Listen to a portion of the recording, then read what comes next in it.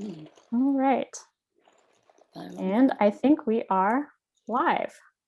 So welcome everyone. Hello.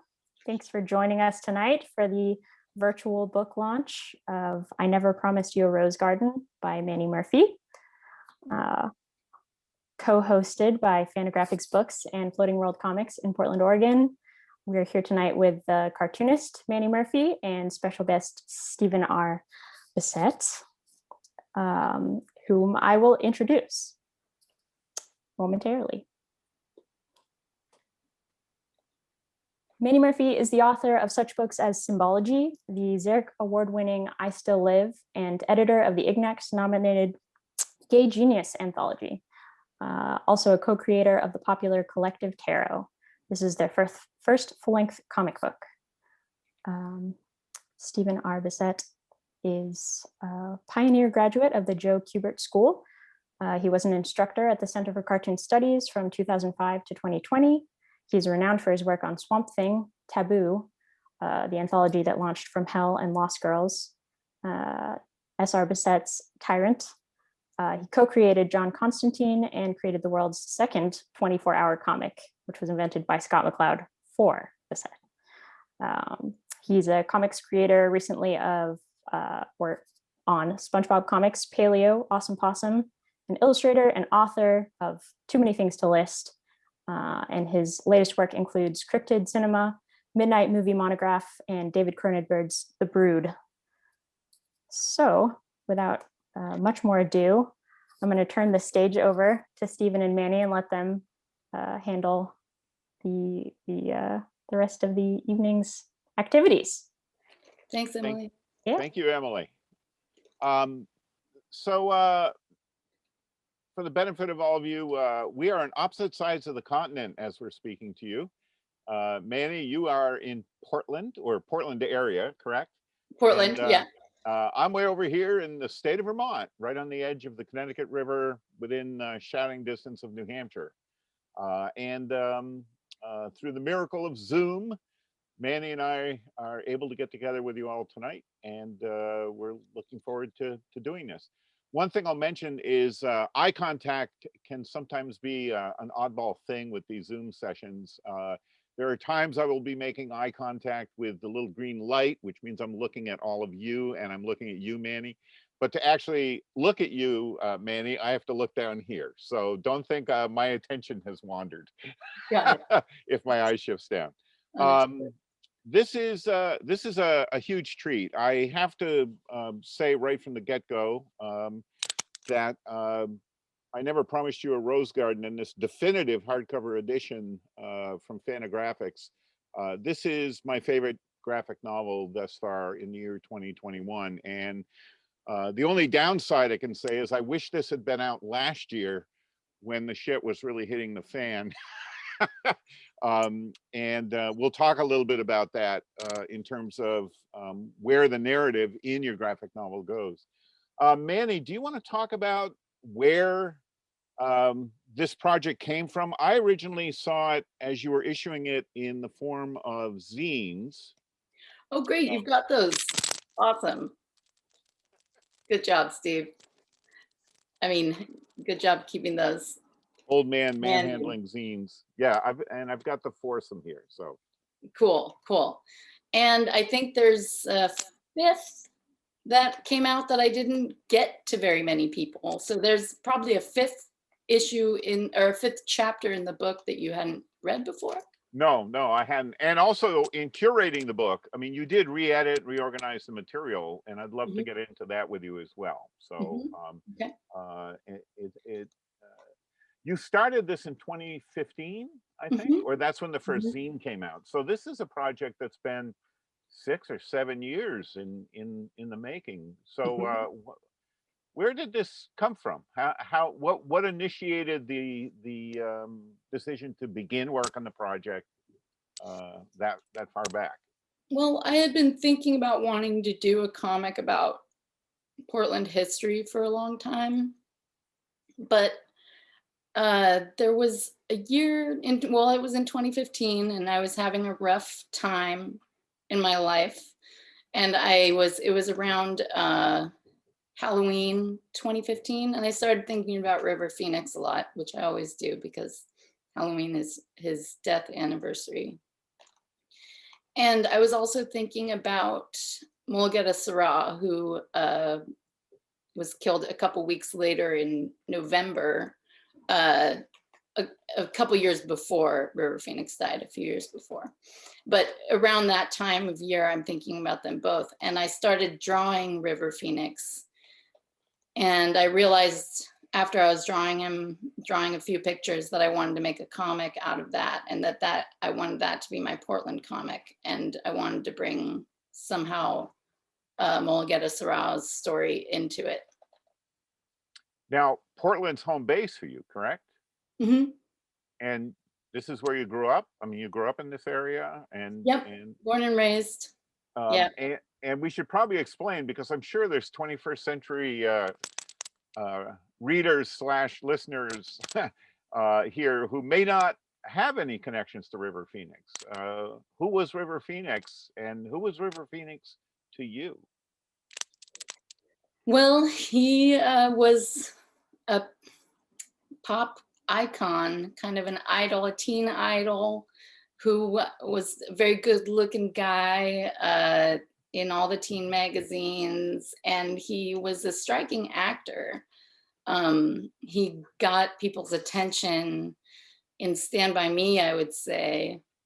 He got my attention in Stand By Me. That was the first time I saw him, and really remember him standing out to me as like sort of a super crush teen idol type guy. And of course, then he was in several movies after that, and a few years after Stand By Me was in My Own Private Idaho. That made a big impression on me as well. He also was known at the time for refuting the teen idol. I mean, he didn't go the route of your typical teen magazine young actor. I mean, he really he blazed a very different trail from his peers. It's true. I mean, he was very political. He was very into animal rights, and he vocalized that, and he talked about that in his interviews. He talked about sexuality and a lot of different things that were not your typical teen idol fare, for sure. You also get into I mean, you offer a lot of details about his background in his earlier life. I mean, he was also unusual in that River and his siblings had grown up in quite an unusual family setup, and were part of one of the many cults that had gained a foothold in parts of the Northwest, California, the Western states, up into Canada, and so on. Right. It was called the Children of God.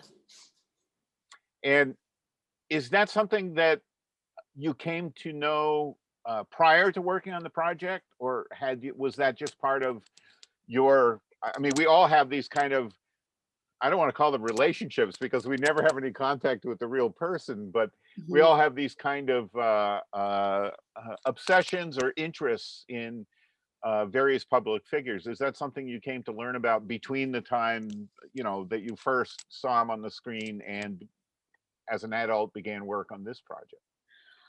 I heard it whispered very early on that he grew up in a cult, and that was because a lot of people around here grew up in cults.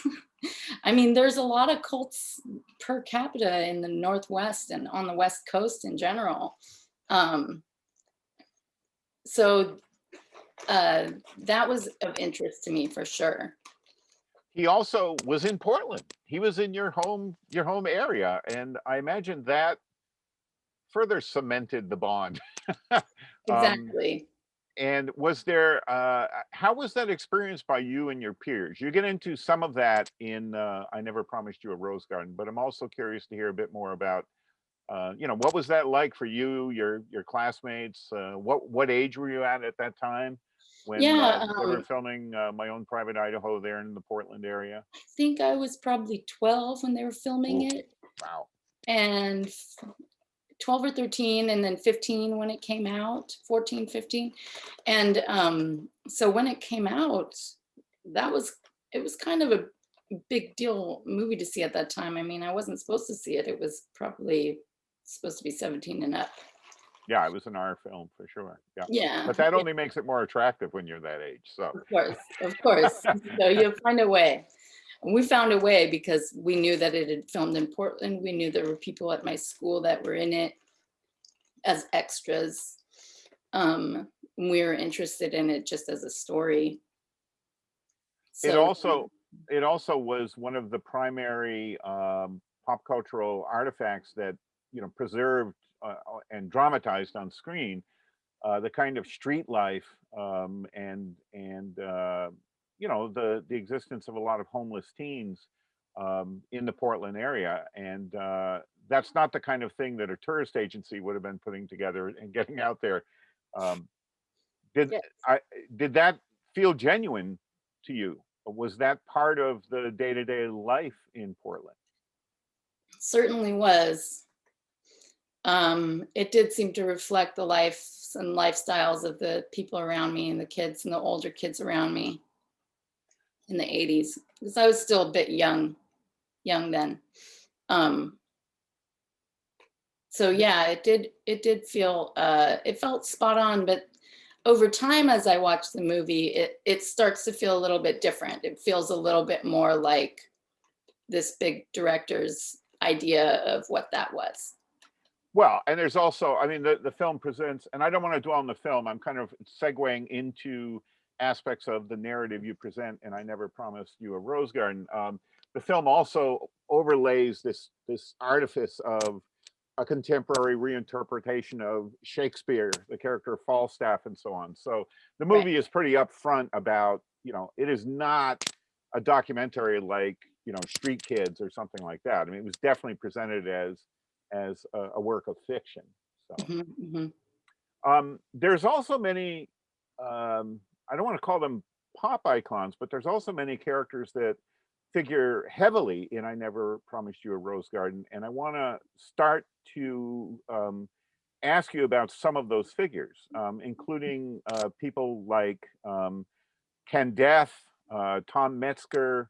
You segue in I Never Promised You a Rose Garden from a very inviting initial chapter that gives touchstones to the reader that may be common ground for a lot of readers, including River Phoenix, which is why I started asking you about him.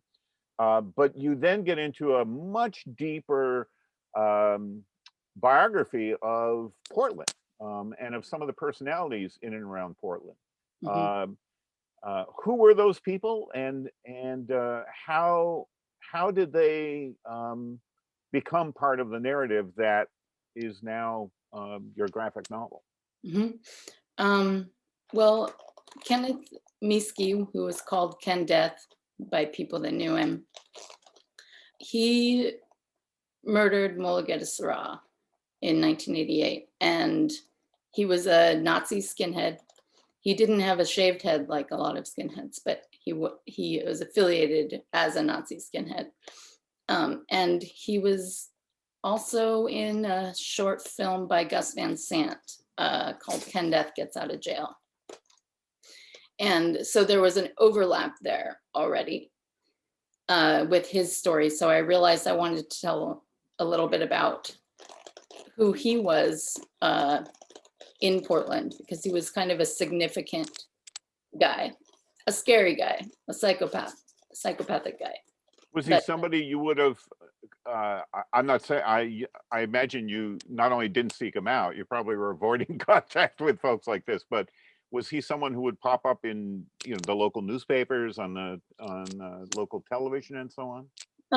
Yeah, like he was reviewed, his bands were reviewed like in the weeklies, and he hung out at the school that I went to a lot. So I've heard stories from people about him here and there, mostly vile stories. Yeah, so that's who that character is. And Tom Metzger, he was the guy that lawyers decided to make responsible for the death of Mulugeta Sarah at the hands of the skinheads, they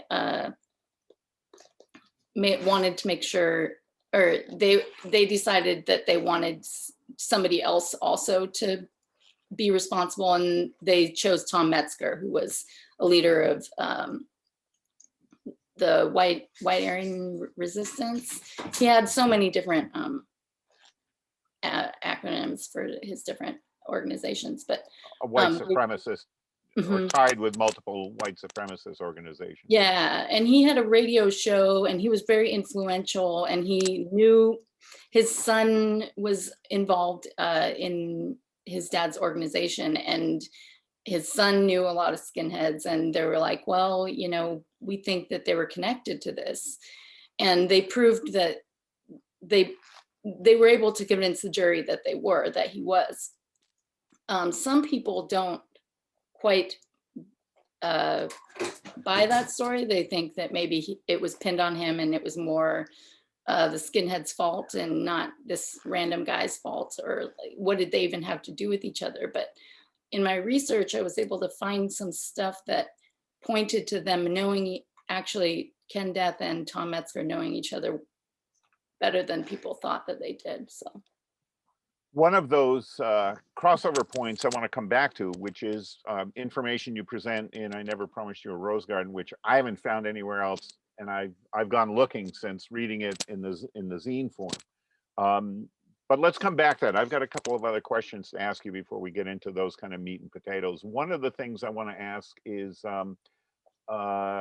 you've done a lot of autobiographical work in terms of stories that include sharing, you know, tidbits of family history with readers. And you've also done a lot of biographical work in comics form, starting with I Still Live, which you worked on at the time that you and I knew each other and were working at the Center for Cartoon Studies. But I Never Promised You a Rose Garden is different from anything else I've read of yours, Mannie, in that it's a biography of a place, right? and that's quite unique. There are times when you've brought key locations into your work, like your contribution to the Shirley Jackson project, where in fact the first story in that anthology is your piece about Shirley Jackson, and you get into aspects of her home, the town she lived in, but it's nothing like the scope and the depth that you get into this biography of Portland, Oregon, where you've grown up and lived. What's the difference for you as when you started this project as a storyteller? What kind of shifting of gears did you have to do from the relative comfort zone of working on more intimate, you know, portraits of individuals, however current or history based, versus you know, this big story that you tell here? well, it did feel sort of intimate.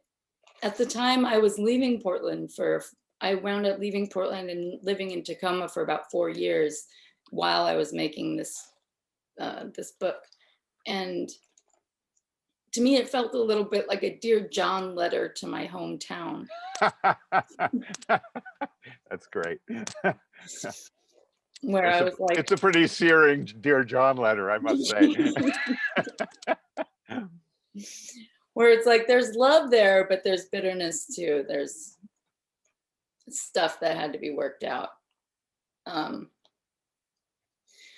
But place figures pretty prominently in a lot of stuff I do. Like with I Still Live, it was very Vermont centric, and the hills of Vermont, and painting.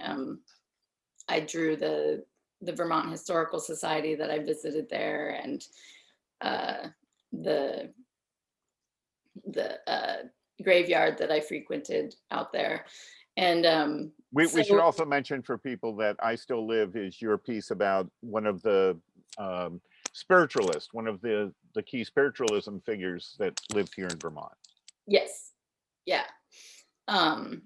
So with the Portland stuff, it was like I was feeling a lot of ways about Portland, and I just decided to immerse myself in research and just tried to read as much as I could about why Portland was the way it was. And so a lot of that went into the book, a lot of that research. Where did you dig? I mean, there's information in here, particularly the way you connect the dots with the founding of what became Portland and the growth of the area, that is not the kind of thing that would be found in, you know, a common history text on the area.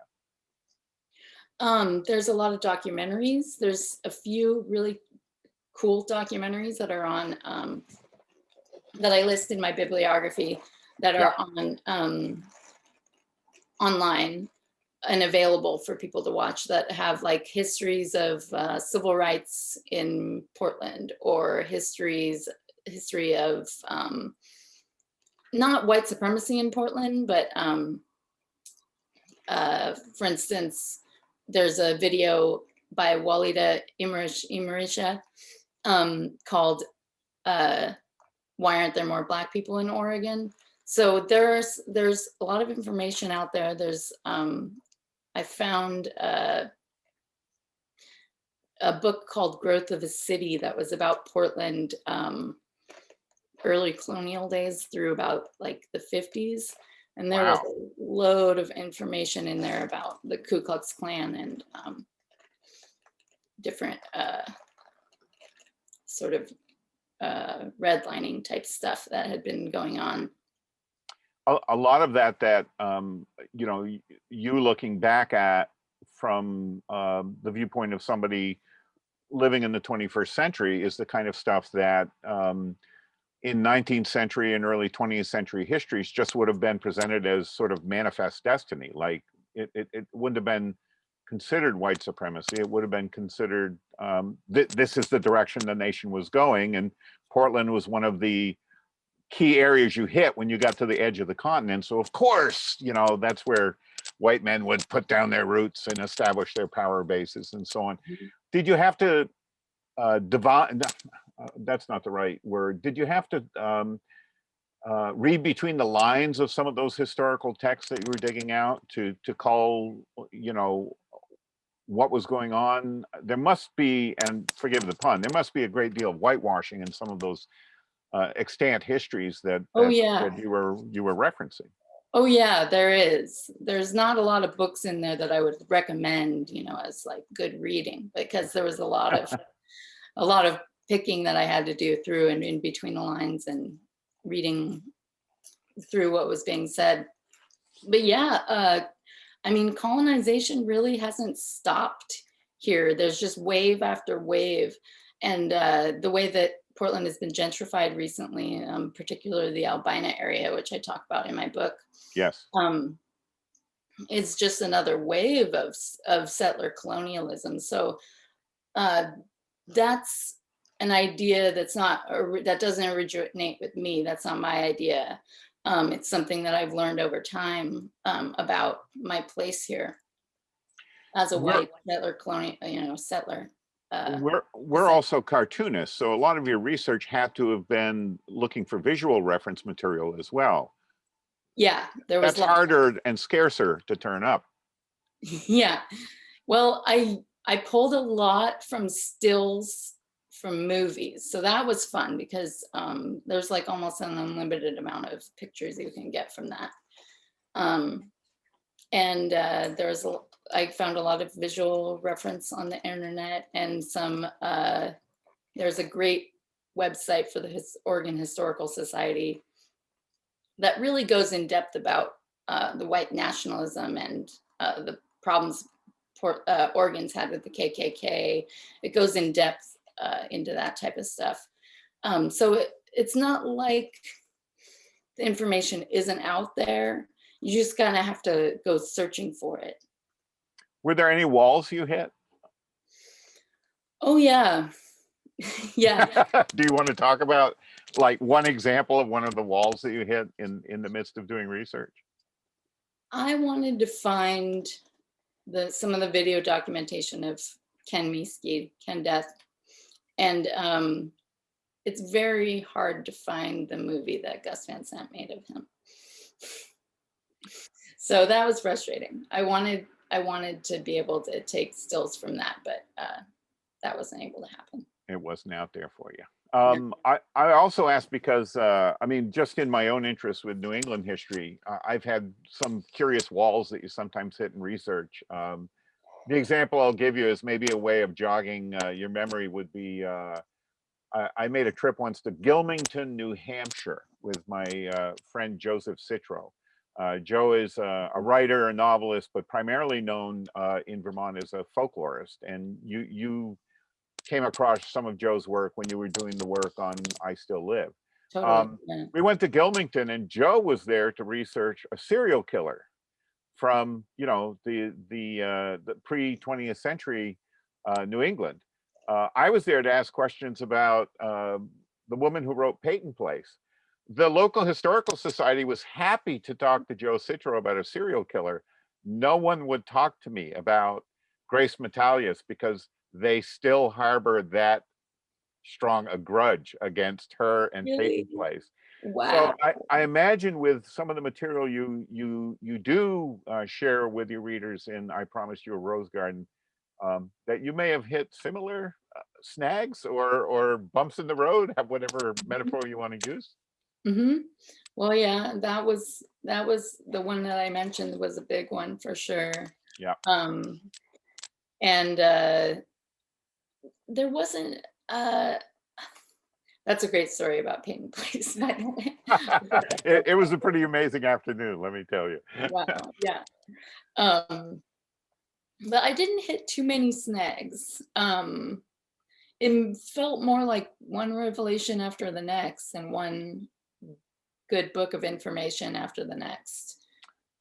When you're orchestrating this kind of material, I imagine it must have been hard to weed out or control yourself in terms of you introduce your story, you introduce your narrative through a celebrity figure, in this case River Phoenix, and were there artifacts of Phoenix's life and career that you chose to leave out? We have one person who asked whether you had heard Milton Nascimento's song for River Phoenix, and there is so much out there in the pop culture about River Phoenix that I just wonder about what the challenge was for you to shape that initial chapter, because he's not the point of the book. He's just as a reader, he's sort of our entry, you know, he's the appetizer that brings us into the insane buffet that you're presenting here of Portland's history. I've never heard of that song. No, I'm going to look it up for sure afterwards. There's some things, you know, there's just so much out there. Some of the research that I left out was like not listening to his band. I haven't, you know, gone in depth with that yet. And I know there's a couple other songs written about River Phoenix, one by Red Hot Chili Peppers, and then one by this band P that was not really a real band, but it was a bunch of people playing the night that River Phoenix died. And I mentioned those in the book, but I'll have to look that one up. I also want to get into, I mean, frustrating as it was not to be able to access the film that you mentioned, that to pull images of Ken Death from.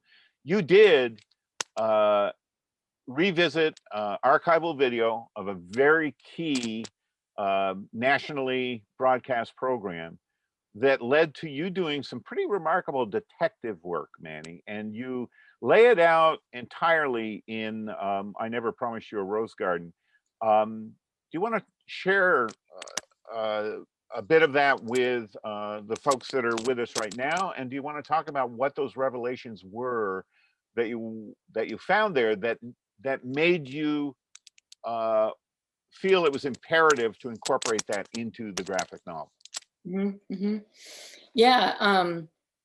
So when I was doing some research for the second chapter, I was including drawings of Geraldo and Oprah Winfrey. And I was watching the episode of Geraldo where the skinheads kind of start a riot and break Geraldo's nose. It was a very kind of iconic piece of pop culture that happened. And this was from about when? 1988. Thank you. So it was about 10 days before the murder of Mulugeta Seraw that the show filmed. I mean, that the show where the Nazis started the riot.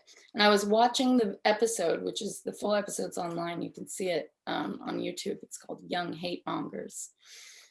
I was watching the episode and taking photographs and pausing it and getting stills from it.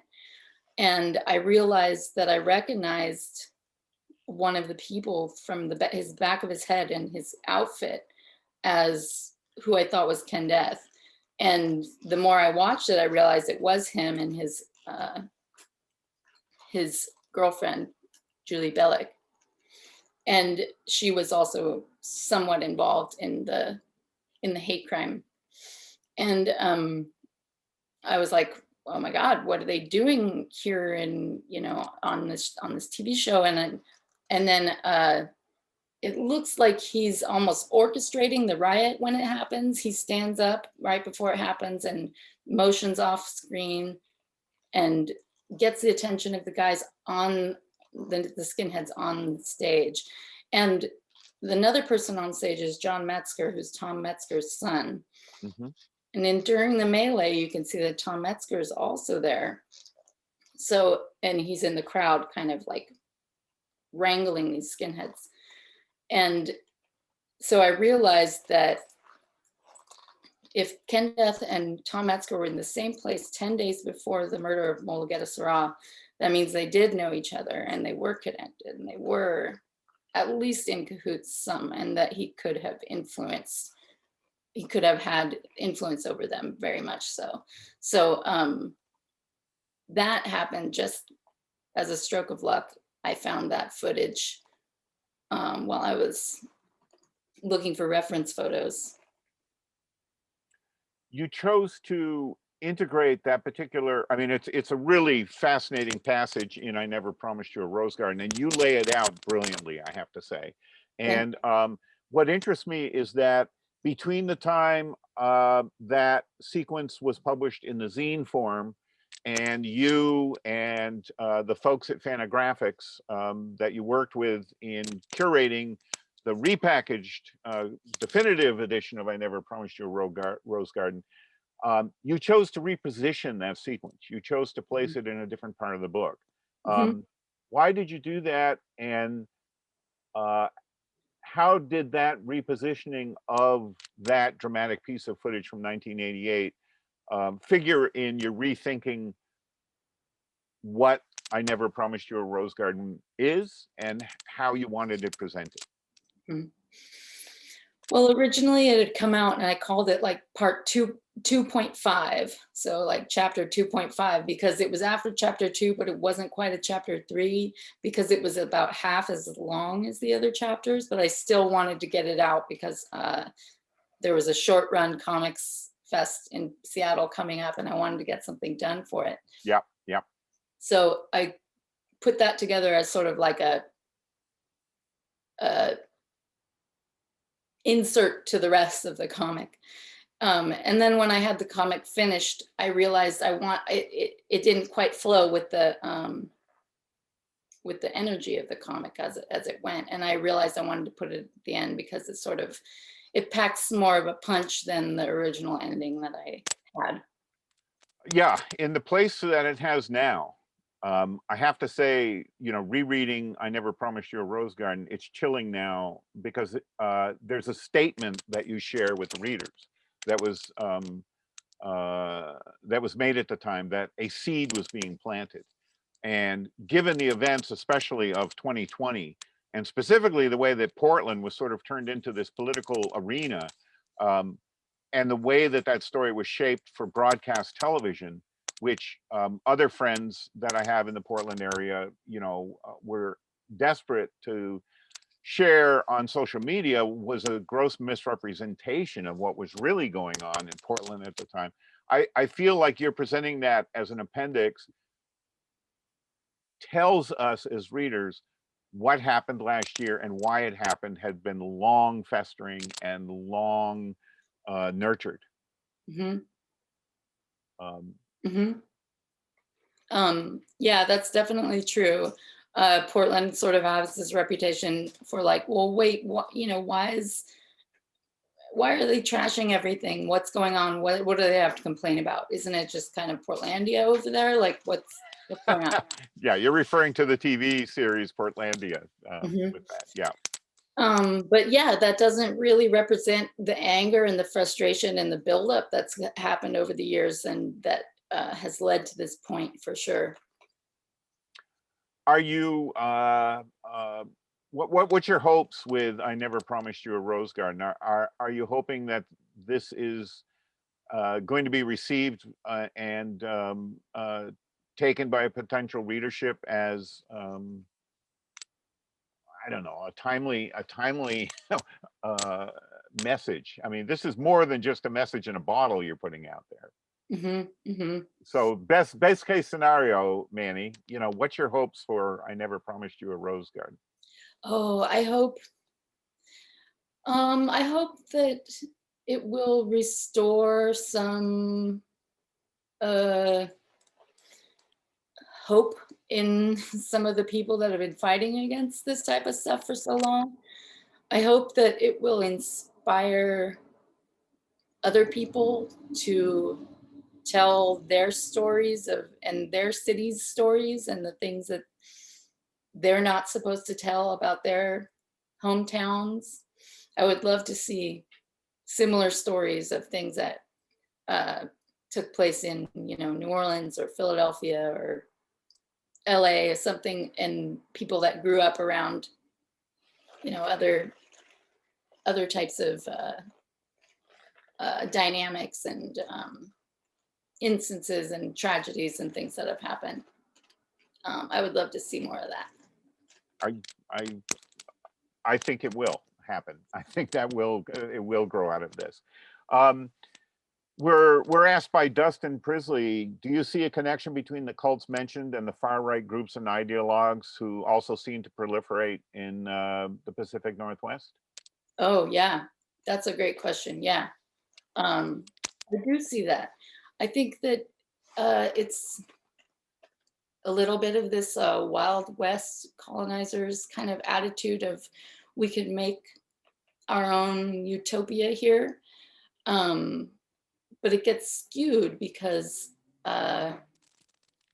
well, often because it's rooted in white supremacy, because that's the majority of the people here, and who has power here. And I think that cults kind of spring up in that sort of idealistic, let's create a world all of our own. And that is also around the idea that white supremacists have about the Northwest territorial imperative, and that being that there is an area of the United States that's designated for them, and it's the Pacific Northwest. So yeah, I think that they're very related. There's a connection there for sure. I've got a question for you. You touch on it in the book, but you don't dig into it because your focus is elsewhere. I mean, when you're shaping a graphic novel like this, particularly a nonfiction narrative, which is quite complex, it's amazing to me how much you pack into this book. Something touched on but not really pursued would also be, there has to be an ongoing collision course between this kind of white nationalism and the Native American culture, the First Nation people and so on that still live up there. Is that something that is a separate book, a separate narrative for someone else to do, or is that something that you did find in your research and had to make some hard calls as to what you were going to include and what you were going to leave out? Well, both. That is a story for somebody else to tell, and I would love some, you know, to see that done. And I'm sure that is being done, and maybe I don't know about it. But Well, they have to get it done and out for us to know about it. No one would know about your book unless you were getting it out there. So Right. yeah, yep. So let's see. Repeat your question. Sorry. Well, I'm just wondering if there was material there that you kept stumbling over or uncovering as you were doing your research that you had to consciously leave out, because that would have diverted your narrative in a direction that did not correspond with where you were going with I Never Promised You a Rose. Well, I did feel like there was enough information there to warrant its own book, for sure. The history of oppression of Native Americans in the state. So yeah, I had to limit in the chapter Flood, where I'm kind of going back and like detailing different instances, tragic instances, or oppressive laws that were enacted and things. When I'm going in that part of the narrative, it definitely, I had to pick and choose what I included. And there were parts, I've had people ask why I didn't include certain police shootings in there, and I don't have an answer, because there were so many that I just sort of picked and chose some instances to include. Were there's very public figures, other than the ones that would be most obvious to people, power figures who are involved with feeding on, the vulnerability of a lot of these young people who are living on the streets and eking out, what we laughably would call a living. And I wanted to ask you about, in terms of the politics in Portland, were there political figures that that you chose to leave out of the narrative simply because there was not enough information to get in to be able to portray them in a way that felt honest to you, or that you could back up? Yeah, I think there was some of that. A lot of the information is kind of few and far between. So like, I wanted to know more about the city council member who had the initials of KKK, like was given those, his it was like Casper something, Kublai something. Yeah, And yeah. I wanted to know more about him, but there was like just a few sentences in one book that I found. And so yeah, I mentioned people little bits and pieces, and I'm kind of hoping other people want to go and find out more information about that, about those things. I'm going to ask you also about visual and production aspects of the book. But before we get there, I did want to make sure that you shared a reading with folks here tonight while we're here, because there was a passage you wanted to share from I Never Promised You a Rose Garden. Okay. Are you up for your rainbow reading room experience? Yeah. All right, Manny, bring it on. Reading rainbow time. Okay. I wanted to take a minute to thank everybody who's watching and who's here tonight. And I wanted to thank everybody that's ordered a book. I think they went out today. People told me they're getting notifications that they've gone out. And I'm sorry that you couldn't have them for tonight to read along. That's not on your head, Manny. I know. If I had my way. So I'm going to read the pages, and then I'm going to show you the picture.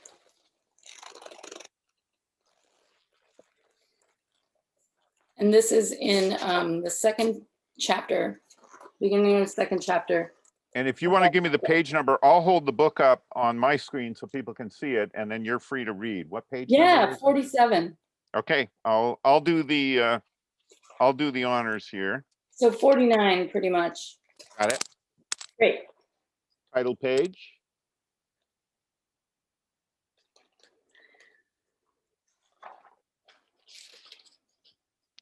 So in the end of the first chapter, we're talking about Kurt Cobain, so that's who we're talking about here. River Phoenix was 3 years Kurt's junior.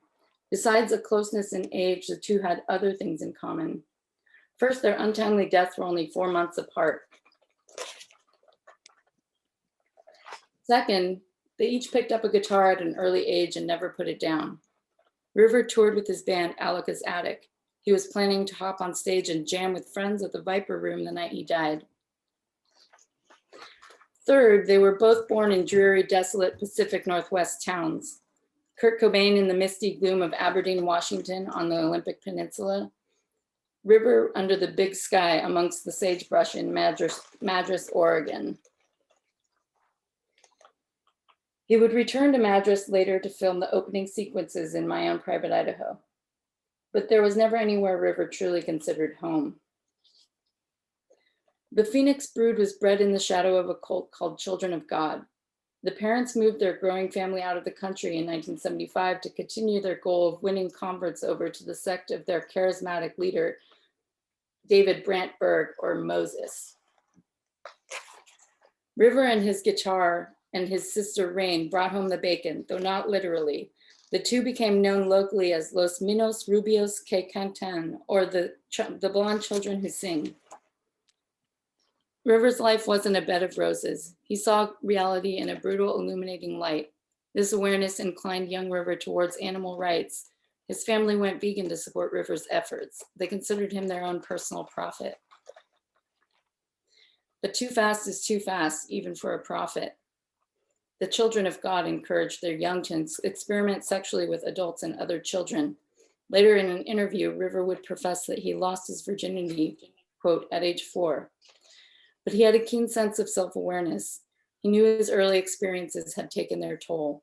Later, he would confess to losing his true virginity while on location for the filming of the 1980s coming-of-age classic Stand By Me. Encouraged to become fast friends for the movie, River and his 3 co-stars threw themselves into the task, exploring the back roads and dive bars of rural Oregon. There they met some local teenagers who were impressed, but not so impressed as to keep them from inviting the stars to party. River would get stoned, drunk, and laid, all for the first time in rural Oregon. Director Rob Reiner prepped River for his big scene by the campfire. Is there a moment in your life, he asked River, when you can recall an adult betraying you in some way? You don't have to tell me who it is. I just want you to think about it. And the result is one of the most raw, moving performances I had ever seen. River's friends knew he was different. They knew his life had been hard. They never really knew what was going on in his brain or what was going to come out of his mouth at any given moment. But River was lovable, and oh, how they loved him. The summer months with the Stand By Me boys was the first time he'd really make friends outside his family. The next time he would achieve this level of intimacy would again be in Oregon, years later in Gus's house on the hill. River, Keanu, Flea, and all the rent boys and hustlers who became mentors for their roles in My Own Private Idaho all began living and partying in Van Sant's home. River was a devotee of method acting, also often very nearly becoming the characters he was giving life to. River sank into his role as a narcoleptic street hustler, Mike. They visited Vaseline Alley and the Fruit Loop, showing him how to catch Johns. This new world of wealthy Johns, homeless rockers, drug permissiveness, art house flicks, radical politics, and very few chicks seemed enticingly familiar, yet was still far removed from his past. Ah, Portland, that liberal bastion of beauty and tolerance, a tolerance we would all soon learn was not always a sign of a healthy community.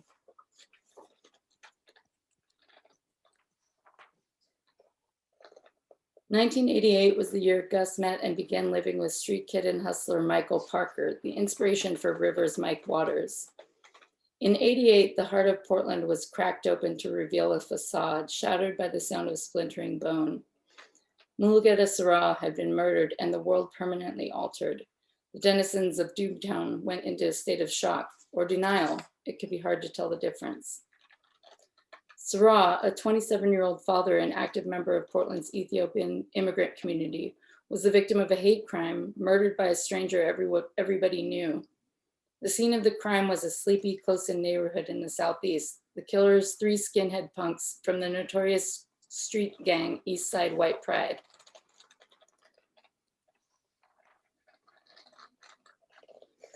The impact of the murder weapon, a baseball bat wielded by the most ruthless of the three, Ken Death Miske, rang out across the country. An attempt would be made to affix the blame for this evil deed to the outspoken champion of evil, Tom Metzger. An example would be made, and while this feat would be ultimately successful, there would be a swift and dangerous kickback. Ken Death is dead, my roommate called from upstairs. July 2001, she's reading indie media.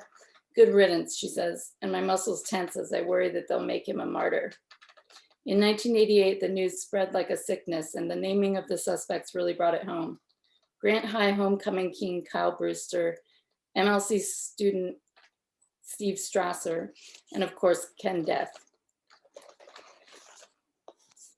Wow. That touches on, one of the questions that was asked. Thanks for that reading, Mannie. Can I ask you about some of the visual aspects of this, since we've now, through that reading, you've shared, a snapshot of the book. I mean, you've done some incredibly polished work with a number of the stories that have been published in anthologies. This has a very deliberate, handmade look. The artwork's very raw, very expressive. It's still quite polished, but you let us see the brush strokes, the way that Fantagraphics has chosen to produce it. We're seeing it with the color tones of the kind of washes that you're laying down. And we can even see sort of how the paper buckles, from the wash and so on. So I'm wondering about what the process was in working with the folks at Fantagraphics. Please shout them out by name, and what that process was for you from going from the original art to the published version that everyone's going to be seeing. Yeah, they, the people at Fantagraphics really helped me out, because I presented it to them and I said, okay, it could be in black and white, in grayscale, which is what it was in the zines. In the zines, right. Or we could do it in color. What do you think? And they were like, let's do it in color. And I was like, well, it means scanning them all from the beginning because I didn't have color files made. So they were like, let's do it. And I delivered a suitcase of all the originals, the stack of originals, to Eric when he was down here for a Dan Clowes event. Eric Reynolds. Right. And then he took it back up, and somebody, an amazing angel, I don't know who, scanned them all and into color. So they were in color originally, and in blue ink with white ink. And so they did a lot of that. And there was somebody named Justin Allen Spencer. Is that the right name? I know his name's Justin. Yes, Justin Allen Spencer did a lot of the behind the scenes work and came up with the idea of, well, Eric had suggested originally scanning them and having the backs also included in the book. And I was like, oh, that's crazy talk, because that would make it twice as big. But it was a sweet thought. So we wound up including some of the backs in the book as the headers for the chapters. Right.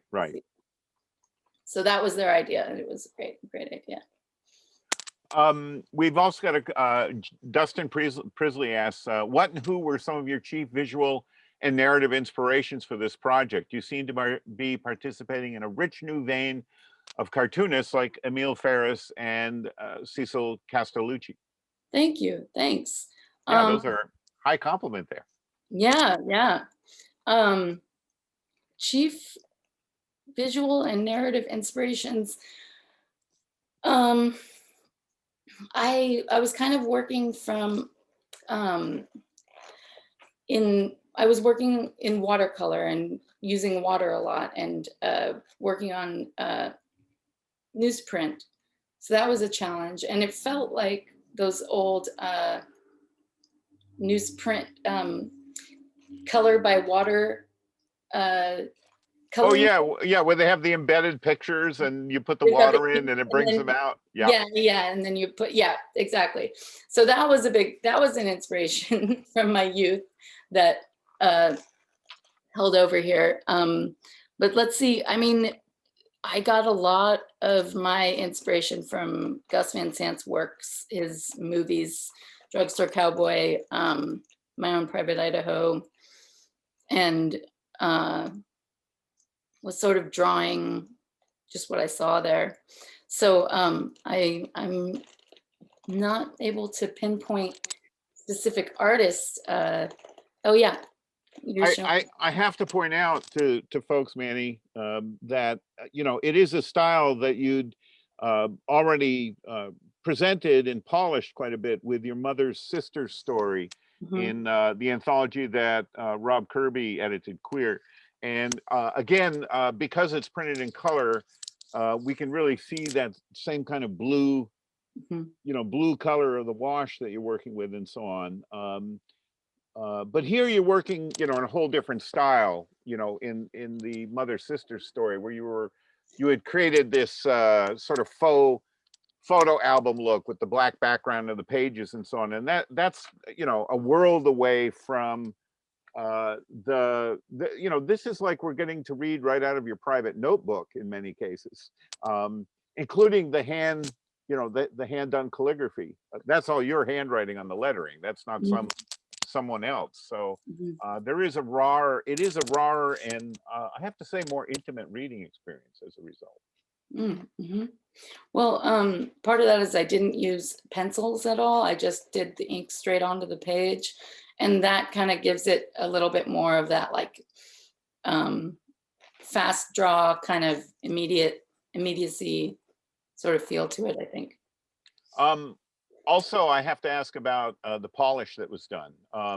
The lettering in the zine version, you know, the installments in the zine publication of I Never Promised You a Rose Garden, you know, there's crossouts and you made it part of the aesthetic that it really felt like you were handing me, you know, here's my notebook, you know, my draft of this project I'm doing. And for the Fantagraphics edition, you, Eric, the production team, I mean, you went in and re-lettered every single page. And while it still has that feeling of we can see your hands at work, it is a more polished presentation than the more impromptu presentation that you had in the zines. Yeah, that wasn't entirely intentional. It just came about while I was doing the lettering because I had to re-letter everything because we rescanned it, and I had only originally lettered the first chapter with a paintbrush, and the rest of them I was doing in Photoshop with a Wacom tablet over the image. I see. Okay. So I got to correct my mistakes and things. I mean, there's certainly mistakes in the book. There's T's that I didn't cross, and there's a couple typos, which I'm sure people will find. But yeah, so I'll put a shout out to the folks that are with us right now. If folks have any questions, now's the time because we are coming up to winding up our time, but I want to make sure that people have an opportunity to ask questions if there's more questions. What's your go-to brush? Go-to brush. Yeah. I love a Winsor Newton, 1 or 2.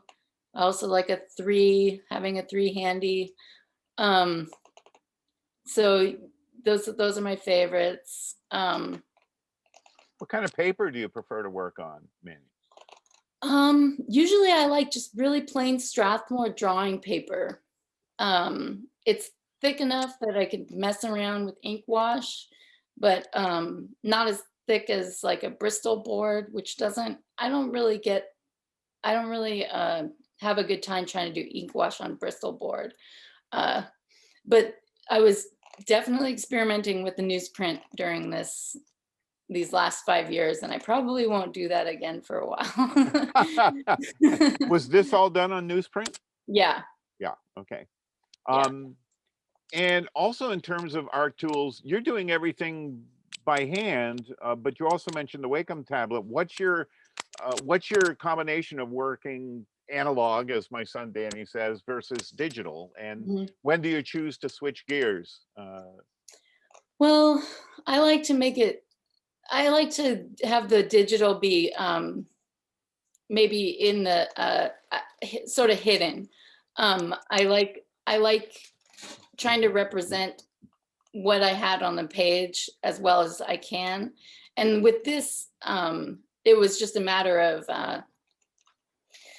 of not convenience, but I needed to fit more words on the page, and I couldn't do that with a paintbrush. So I switched to doing it with a Wacom tablet. But usually I'll draw everything out, and I've done some like in the, not in Mother Sisters, but no, yeah, in Mother Sisters I did also the white.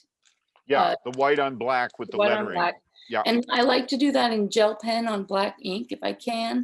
But with this one, I wound up doing it in Photoshop. So I had all those pages set up and all the drawings on them, and left space for the lettering. I scanned that in and then just did the lettering in there like captions. Gotcha. And that was the process you used for this one. Our friend T. Edward Bach asks, will you be doing more work situated in the Pacific Northwest? What project? Oh, gosh, I don't know. There may be a Rose Garden Part 2 that happens in the eventual future. We'll see. Hopefully there's not going to be too much more tragedies and material for the next book. But the project that I'm working on next, which you asked what project is next for you, I'm working on a graphic novel about Freud and his this case study of his patient Dora, who's sort of one of the more infamous case studies of Freud. And I've done as much research as I can, and now I'm kind of, it's based on his book, so there's a lot of excerpts from his own dialogue that make up the dialogue. And, but it's definitely trying to tell the story in a way that Freud didn't quite intend. Is that a short work or another graphic novel? What's the scope of it? It's a long work. It's like 150 pages. So. Oh my God, Mannie. Yeah. I'm halfway through. Oh, amazing. Amazing. Amazing. And I guess I have to ask, and I'm curious about this. My hope is I never promise you a Rose Garden is going to do well enough that, an outfit like Fantagraphics or Drawn and Quarterly might be knocking on your door to do a collection of your earlier work. So that would be great. That's a wish for the future I'm putting out there more than thanks for that plug about Steve. It. So, well, we're past the hour mark, so all right.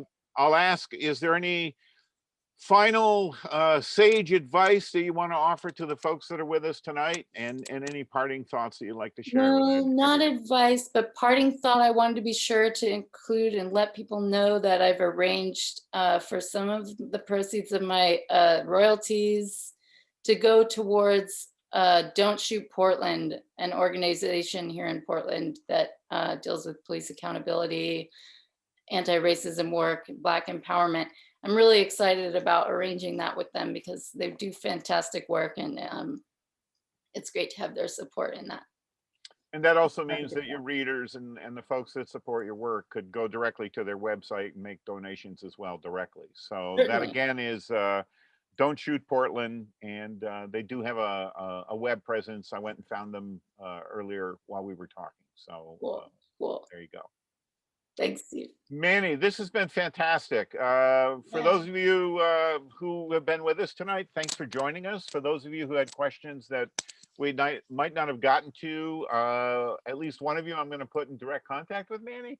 Yeah. I think you know who you are. And Mannie, this has just been an incredible treat. It's been a long time since we got to see each other, and the last time we did was pre-pandemic, and This was still, you know, just a dream for the future. And now it's in our hands. And I urge all of you to go out and get a copy of this book. If you have a birthday coming up, ask for it for your birthday. And you know, this is one of those rare graphic novels that I wish I could put it into everybody's hands, and make it required reading, if you will. Not to put on my old teacher's cap now that I'm retired. Mannie, this has been fantastic. I also want to thank Emily and everyone at Fantagraphics, as well as the folks at Floating World, the retailer who sponsored this event. Stay well. Thanks, Steve. Thanks so much, everybody, for coming and for your questions and for your support. It means everything. It means the world. Thanks. Okay. Bye. Farewell, all. Take care.